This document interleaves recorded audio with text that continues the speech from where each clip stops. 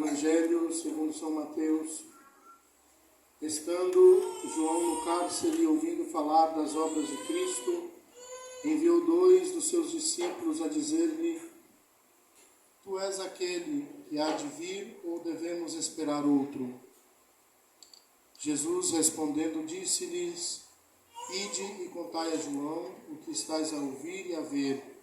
Os cegos veem, os coxos andam, os leprosos ficam limpos, os surdos ouvem, os mortos ressuscitam, e a boa nova é anunciada aos pobres.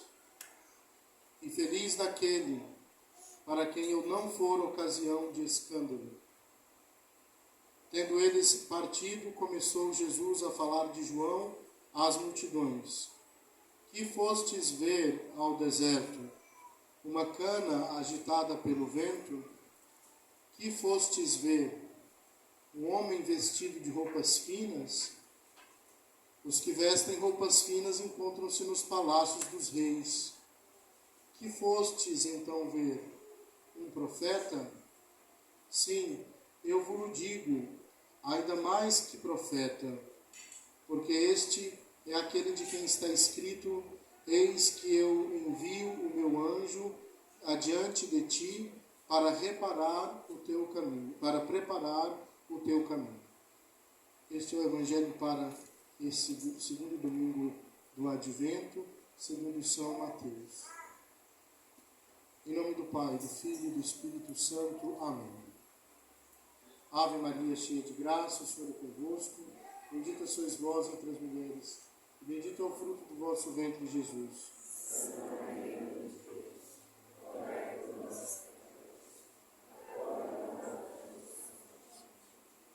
Nossa Senhora da Conceição, São Melquíades, podem sentar-se, por gentileza.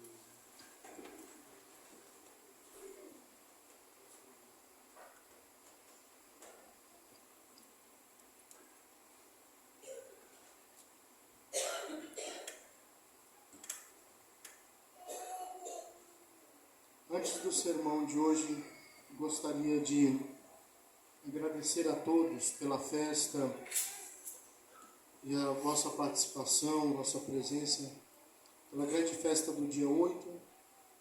Quem não esteve, perdeu bastante, porque nós tivemos aqui, apesar da longa duração, recepções para as confrarias. E 9 pessoas, especialmente as crianças, fizeram sua primeira comunhão. Peço que ajudem as crianças com suas orações a perseverarem. E é claro, uma grande festa em honra à Mãe de Deus. E esse advento sempre será honrado aqui com um trono especial, para nos lembrarmos o quanto mariano é esse tempo do advento. E quero convidar a todos para um ato de penitência comum, para aqueles que puderem, claro, de alguma forma, seja fazendo a penitência ou ajudando os peregrinos, a fazermos uma peregrinação à Trindade no próximo sábado, dia 16. Tudo começará aqui na capela, às 5 da manhã, com um café da manhã, que nós vamos também compartilhar e servir para os fiéis do apostolado do Instituto Bom Pastor de Brasília. Essa peregrinação já tem acontecido há 4 anos e nós louvamos a Deus por nos preparar para o Natal de Nosso Senhor, louvando a Santíssima Trindade na cidade do Divino Pai Eterno. Quem não puder ir caminhando, pelo menos esteja na missa, que vai ser por volta do meio-dia, lá na Igreja Matriz de Trindade. Uma certa benevolência do pároco nos permitirá ter uma missa de encerramento, uma missa solene, lá na Igreja Matriz do Divino Pai Eterno. Também peço que os senhores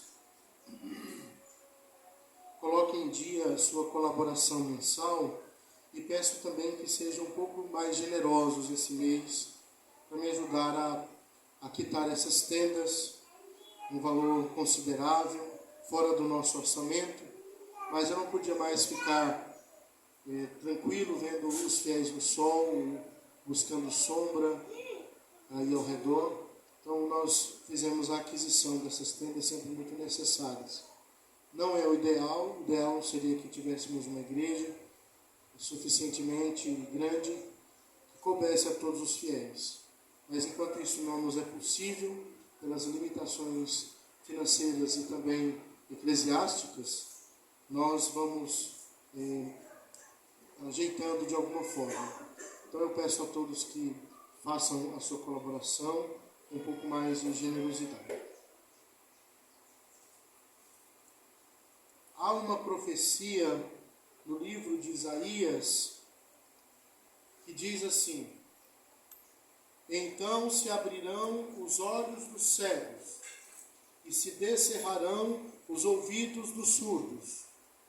O coxo saltará como um cervo e se desatará a língua dos mudos.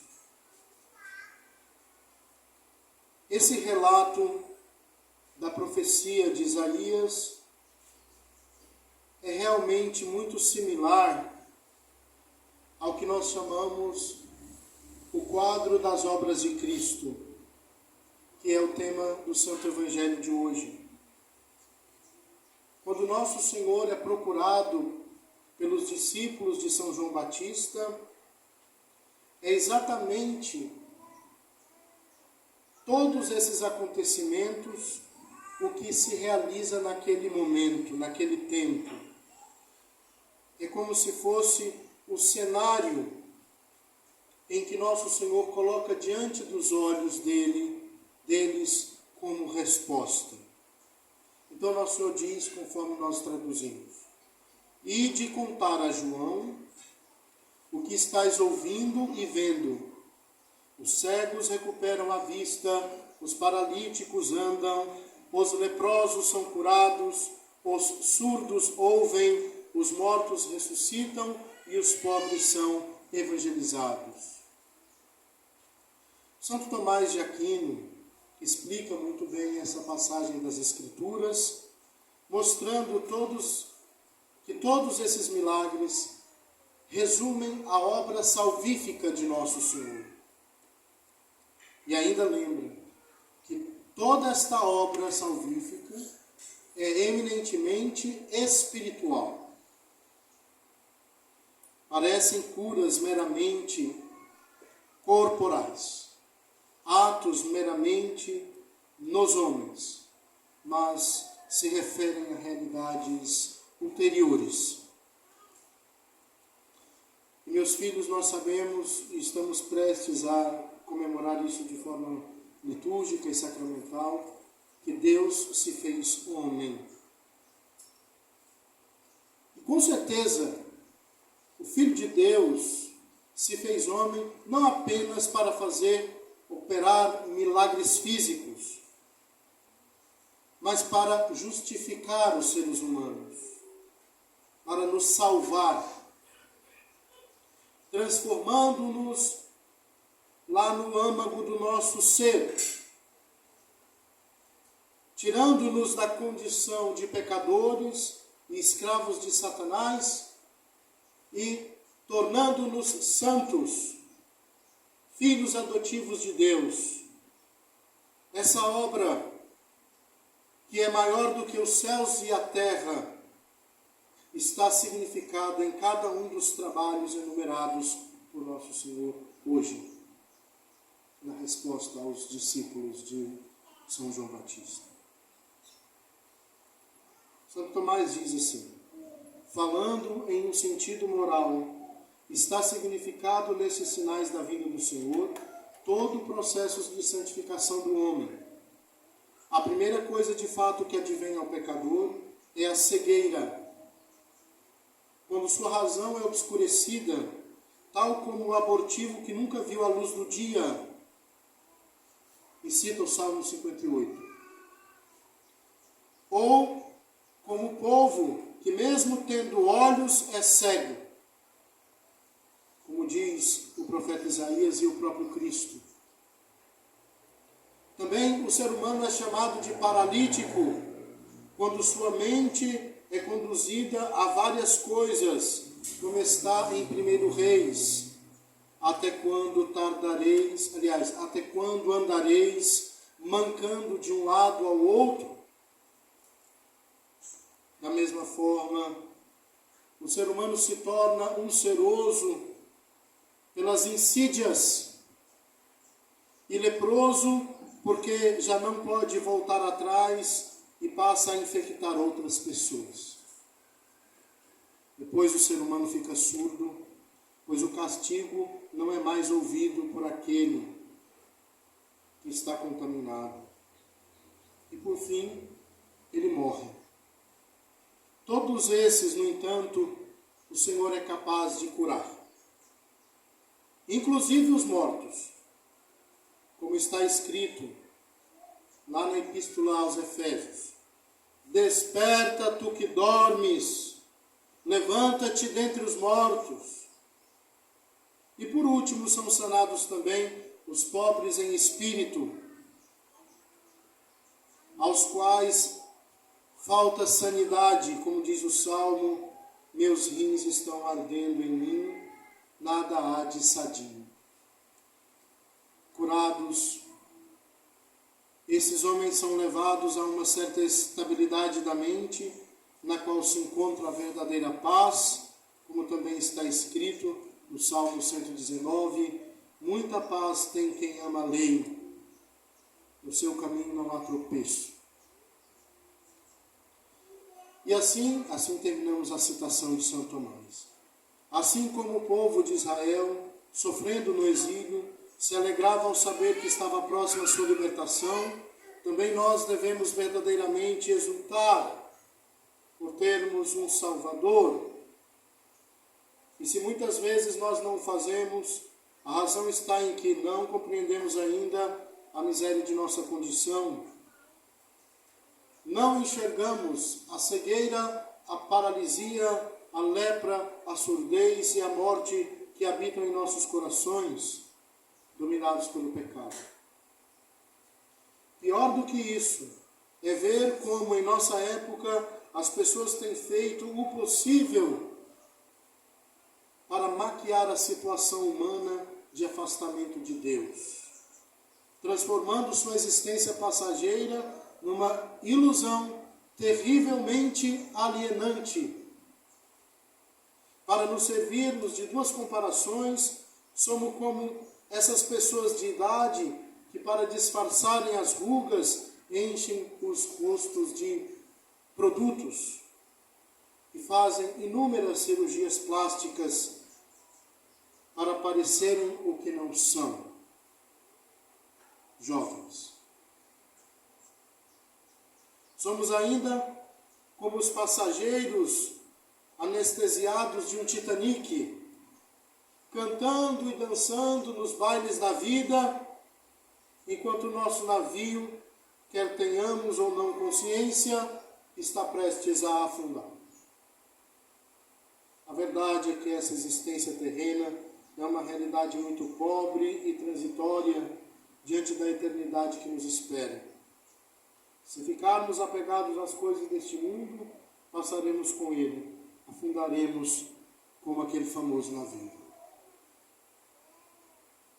Houve pessoas ditas eruditas que afirmaram que a religião é o ópio do povo, uma espécie de droga.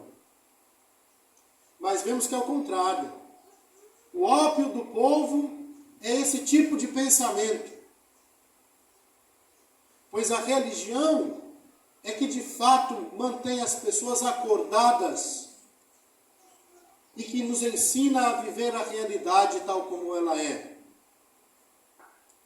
Ela nos deixa em estado de alerta para a transitoriedade das coisas deste mundo e não apegados a elas.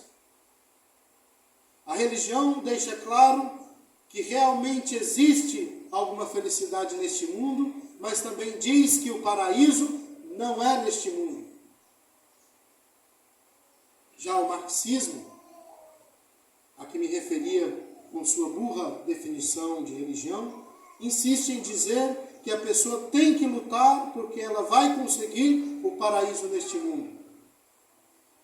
Tem coisa mais alienante e ilusória do que isso? Buscar o paraíso logo aqui, onde se está envelhecendo, onde se adoece, onde há dor e miséria, nós precisamos colocar nossos pés no chão. Precisamos de um Salvador, o que realmente não nega que devamos lutar, por exemplo, por causas sociais, para remediar, para amenizar a dor daqueles que são mais desfavorecidos. A igreja, meus filhos, sempre lutou por causas muito sociais. Muitos chegam a dizer que precisamos aceitar esse desafio do sociólogo alemão e dizer que realmente neste mundo nós precisamos de lutar, porque se eu ficar pregando o reino dos céus, paraíso celeste, as pessoas vão ficar alienadas e não vão lutar por um mundo melhor. Mas o que acontece é o contrário. Se nós colocamos as pessoas para lutar pelo reino dos céus, elas sabem que podem gastar sua vida para fazer o bem para os outros. Se tiramos esse horizonte mais ampliado, as pessoas ficam cada vez mais egoístas, como temos visto. Cada vez mais desesperadas, como temos visto. Cada vez mais desanimadas, como temos visto, porque percebem que o paraíso não virá. Porque para enxergar que a felicidade plena não está aqui, nem é preciso ter fé. Basta que você abra o olho, seja honesto. Mas como é uma verdade dolorosíssima, as pessoas preferem não abordar esse assunto. O Senhor, no entanto, tem como bote salva-vidas prontos para nos resgatar, e todos os que Ele salvar voltarão para casa. Como diz o profeta Isaías, no capítulo 35.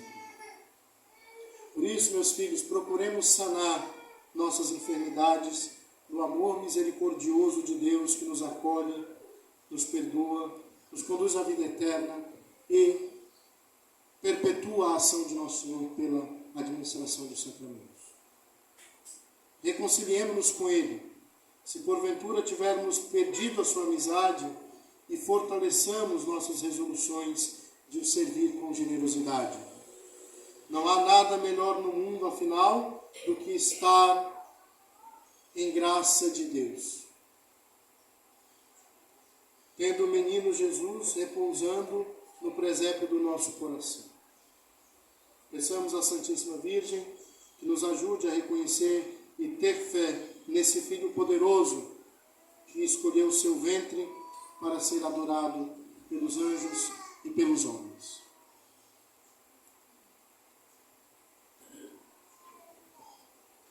Em nome do Pai, do Filho e do Espírito Santo. Amém.